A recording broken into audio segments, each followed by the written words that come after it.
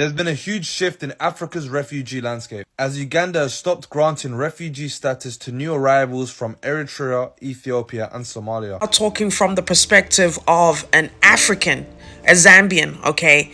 But I'm talking in the context of an African.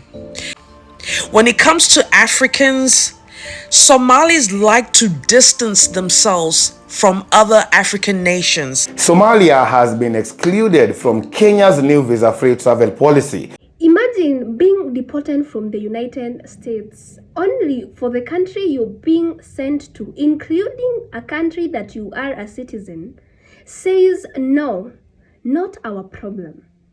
Why are these countries refusing? Today we are going to find out. Sounds impossible, right? This is what the Somalis are going through right now in some of the African countries. Watch these clips and then I'll come back with more comments. There's been a huge shift in Africa's refugee landscape, as Uganda has stopped granting refugee status to new arrivals from Eritrea, Ethiopia, and Somalia. Reason being, the Ugandan government says that these countries are no longer war zones, so asylum claims are being limited, which is a surprise to many, as Uganda used to be praised for its decades-long open-door refugee policy. But international funding has dropped sharply, straining not only their food supplies, but also their shelter and healthcare services. This new change has affected thousands who are already planning to go there, leaving many new arrivals stuck. However, this new change does not affect already recognized refugees in Uganda. Their refugee status will stay valid. Let me know in the comment section down below what your thoughts are about this whole situation, because it's kind of mad how the Trump administration is pressuring African countries to accept deported criminals who have been rejected by their own home countries. South Africa and Nigeria refused, but tiny, poorer African nations, Eswatini and South Sudan, were forced to accept.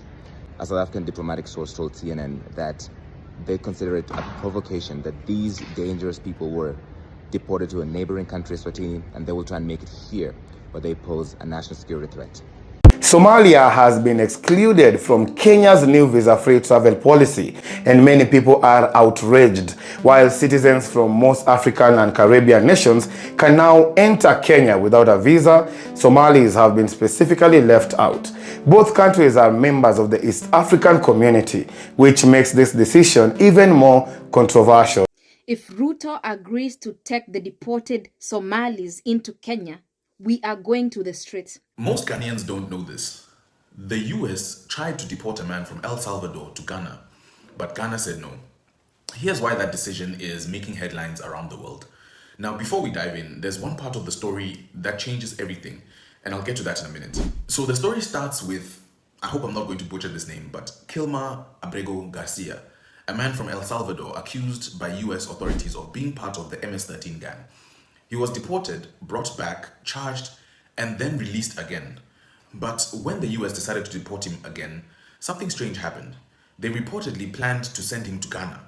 Yes, to our motherland, a man who isn't Ghanaian. That's when Ghana's Foreign Affairs Minister, Samuel Akujetu Ablakwa, stepped in. He said Ghana has no agreement to accept people like Abrego Garcia. You see, there's only one exception. Ghana sometimes helps non-criminal West Africans purely for humanitarian reasons. So when reports emerged that US Department of Homeland Security planned to deport Garcia to Ghana, Ablakwa publicly shut it down. He made it clear, Ghana will not accept him, and the US has been officially informed. But here's the twist. This wasn't just about one man. This was about who controls Ghana's borders and how much power the US has in African diplomacy. Many people didn't realize that Ghana's quiet agreement to accept non-criminal West Africans was based on solidarity and not obligation. Ablakwa just reminded the world that Ghana won't be bullied into accepting anyone it didn't agree with. If this surprises you so far, type a wow in the comments. Now here's what I think. Ghana's stand sends a message that we're not just a small player taking orders. We decide who enters the country. And in a world where many African nations are pressured into silent deals, this bold move earns Ghana some respect. Some say Ablakwa did the right thing, and others think we might be picking a fight with the wrong superpower. What do you think? Should Ghana always reject deportees from non-African countries, even if it affects our diplomatic relations? Share your thoughts in the comments. The Ugandan government has announced that it will not grant refugee status to the citizens of Ethiopia, Somalia and Eritrea moving forward. Kampala says that these nations are not experiencing widespread armed conflicts and therefore their citizens are ineligible to seek refuge in Uganda.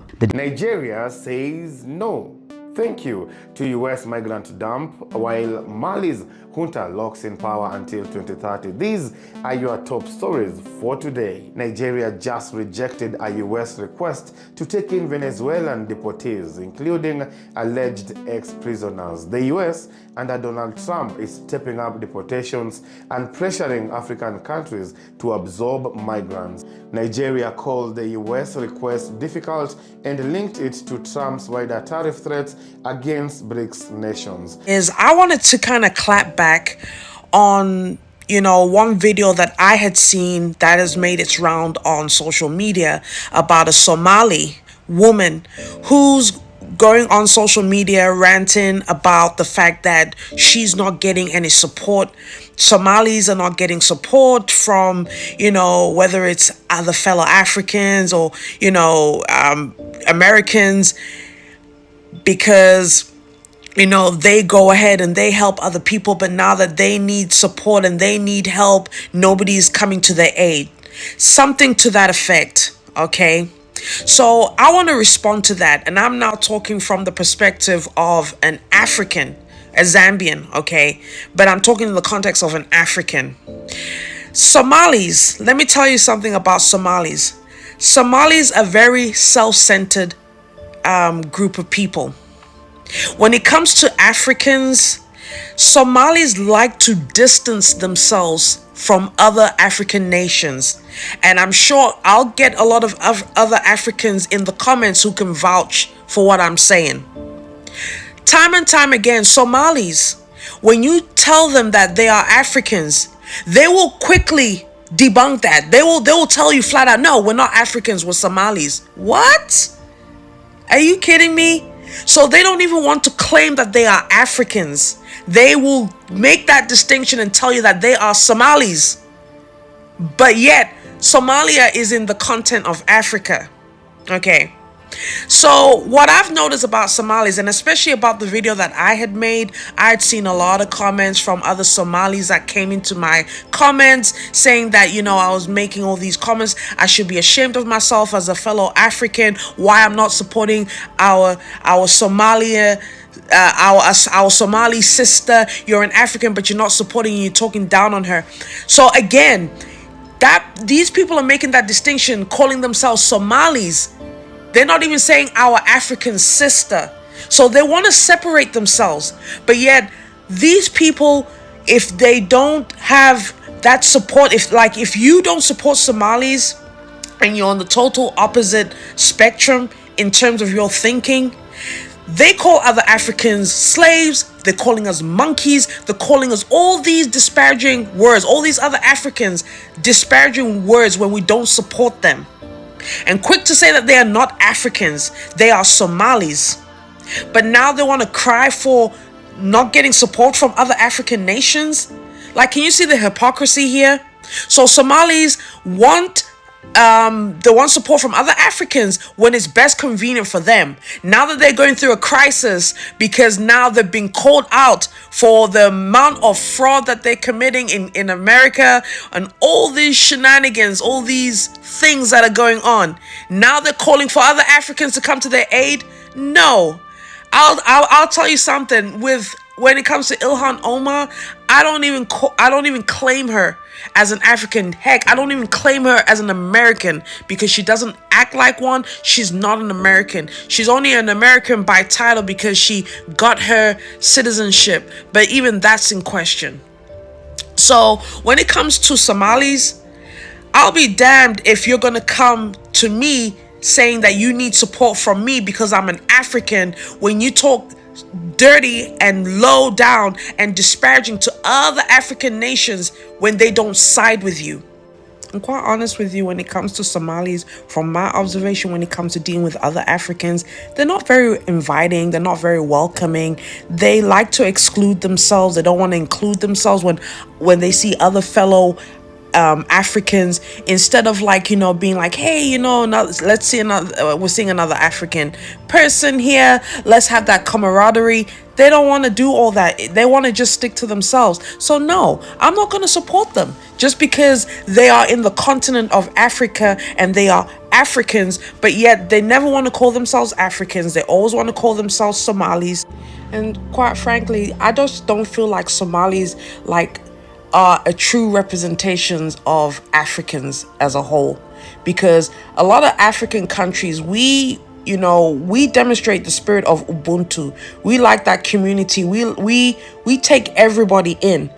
You know, other African nations, when we see other Africans, we embrace each other. You know, especially when we're in foreign lands.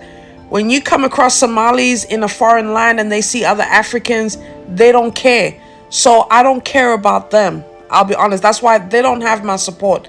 And I'm not just gonna be supporting, you know, Somali just because they're from Africa, but you know, they don't want to include themselves as other Africans. Nah, sorry, I can't do it. They are very selfish people. They're not nice. They're not nice people. I haven't encountered any nice Somalian, you know. They mean mug you when you look at them, when they hear that you're from Africa, you know, instead of trying to be embracing. Nah, I'm over it. You know, Somalis, you're on your own. This isn't about immigration. It is about diplomacy, identity, citizenship verification, and power. Let's start with the basics. A deportation order from the United States does not automatically mean another country must instantly receive someone.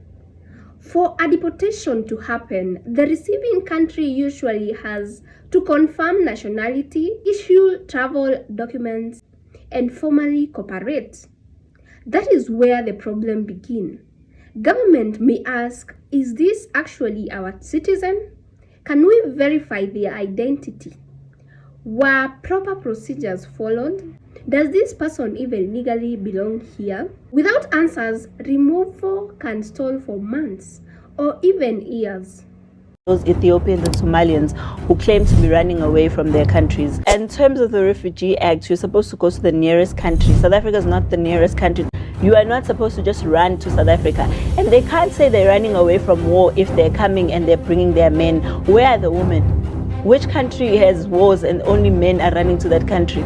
Because we're seeing an influx of Ethiopians and Somalians who claim to be refugees, and they're coming from way out of this country, crossing several countries that they can go and make home to their home if they are refugees. Why are they all coming to South Africa? Why are refugees setting up businesses in this country? What does the Refugee Act say for them to have tuck shops and want to have mafia groups and so forth? Now we've got spaza shop mafias being run by Ethiopians and Somalians who claim to be refugees who are men. What kind of refugees are here terrorizing the locals who want to open spaza shops? Those are not refugees, those are criminals. And every time South Africans make a call about this, we are told that people have problems in their country. If they have problems in their country, you can't make South Africa a solution to countries having problems. South Africa is a country that has to take care of its own problems. South Africa is a country that currently has the highest unemployment rates in the world. You can't say because 50,000 people in Congo or wherever are having problems with their government, we become the home to those people. Where are these people going to be living? That's where we have squatter camps and informal settlements. Where they're going to school, those same schools that our children are not getting spots in. Where are they going to be getting healthcare? In those same hospitals where our grannies now have to wait for hours and hours in queues and sleep on beds and sleep on the floor instead of sleeping on beds and giving birth every 5 minutes. We can't have a system that allows refugees to just come. Everyone can be a refugee in this country. We are not a country that has enough resources to take care of its own people. How are we now extending an olive branch to everyone in the world to say, come in? Yes, South Africa signed some United Nations treaties years ago, but everything can be reviewed looking at the current situation. We don't have a cap on the number of refugees that we can have. In the UK and other places, they say limited to 10,000 people. Why are we the only country where there's an unlimited number of refugees that can just walk in? Will we have a future for this country? Where are our children going to go to if they can't open a spaza shop because it's run by Ethiopians? They can't go to Point Road because it's owned by Nigerians. You can't get a certain building because it's owned by Somalians. You can't do a certain thing because those jobs belong to people from Congo. What kind of country functions that way? You mentioned you have a court case pending. Are you optimistic? We are more than ready. We've explored all the legalities and we're ready to take on our government, because no government in the world has a jurisdiction or a duty to protect other citizens of the country while putting their own in such compromising positions. We have national security threats. We have bombs being found every other day at the Bay Bridge border, where they come in and they do illegal. Why do some countries refuse? Now, there are several reasons. First is citizenship disputes. A person may claim one nationality while documentation is unclear, expired, or disputed. Governments don't want to accept someone who may not legally be theirs. We have domestic politics. Immigration is politically sensitive everywhere. Leaders may not want headlines suggesting they are accepting deportees under foreign pressure. Third is diplomatic leverage. Sometimes deportation disputes become a negotiation tool in larger political relationships.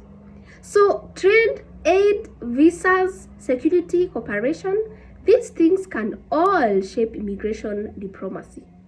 The other one is humanitarian concerns. Questions may be raised about due process, family separation, or conditions surrounding removal. So, no, this isn't one country saying we don't want them. It's often a legal and diplomatic standoff. When discussions focus on African countries, things often get emotional fast. But Africa is not one political bloc. Each nation has its own immigration laws, diplomatic priorities, and domestic politics. Some cooperate closely on diplomatic matters, others push back depending on documentation, legal concerns, or even political context. That distinction matters. And because broad assumptions can create more confusion than clarity. So the bigger question here is, what responsibility does a country have towards citizens living abroad, especially if those individuals face deportation? Should citizens create an automatic obligation? Or should government be allowed to challenge removals they believe are flawed? Reasonable people disagree. On one side argues sovereign nations must take back their citizens. The others say government shouldn't blindly accept every removal request without scrutiny. So guys, I want your take on this. If someone is confirmed to be a citizen, should their country be required to accept them back? Or should governments have the right to refuse under certain circumstances? Comment below and kindly keep it respectful. This issue sits at the intersection of immigration, law, and international politics, and the headlines rarely explains how complicated it really is. If you want more breakdowns like this, kindly hit the subscribe button and join our family. Thank you so much for watching. I'll see you in the next one. Bye for now.